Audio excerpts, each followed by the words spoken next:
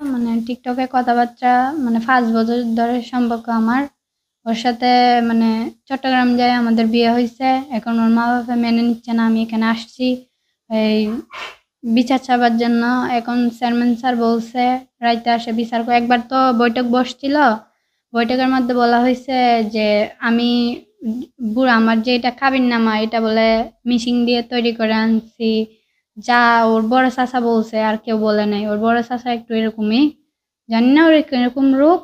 কিন্তু ওরা আমার হাজবেন্ডকে অনেক টর্চার করতেছে, মানে আমাকে মেনে না নিবার জন্য। ওরা অন্য জায়গায় বিয়ে দিবে এটাও শুনছি, কিন্তু এটা সত্যি নাকি আমি জানি না। কিন্তু মানুষ তো এরকমই, জেনে আসতেছি, চট্টগ্রামে থাকছি যে মানুষকে তো বুঝি, দেখে আসতেছি।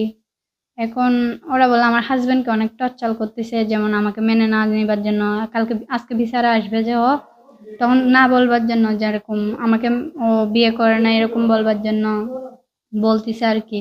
এখন জানি না এটা সত্যি এখন কি আপনি সত্যি কি না। চান? আমি চাই আমার জামাইয়ের সাথে থাকবো, আমার শ্বশুর বাড়িতেও থাকবো, ভাত খাবো আমার শ্বশুর বাড়ি। ওরা যেরকম চল আমি এরকমই চলবো। যদি না মানে? না মানলে আমার জামাইকে দিয়ে দিতে হবে আমার কাছে। আমি আলাদা বাসা নিয়ে ওরা যদি আলাদা করে দেয় আলাদা থাকবো, কিন্তু আমি এখান থেকে যাব না। নাহলে আমার মরা লাশ যাবে, নাহলে ওরা একটা ব্যবস্থা করানো লাগবো। আমি চেয়ারম্যান স্যারকে অনেক বিশ্বাস করি, জানি একটা কিছু মানে ভালো কিছুই হবে। বান্ডেল থাকলে প্রতি সেনমানিতে টাকা বাঁচবে।